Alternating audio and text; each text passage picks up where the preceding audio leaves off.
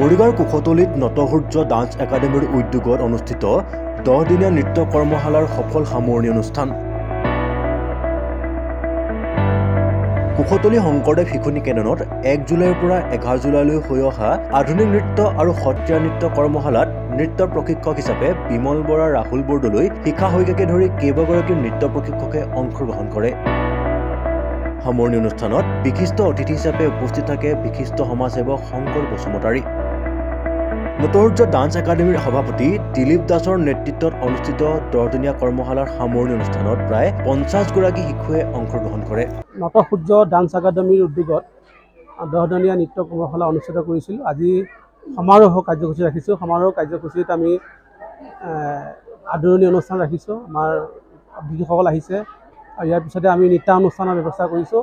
ইয়াতে সত্ৰীয়া নৃত্য আমি প্ৰশিক্ষণৰ ব্যৱস্থা কৰিছিলোঁ, তাৰপিছতে আধুনিক নৃত্য আছিলে।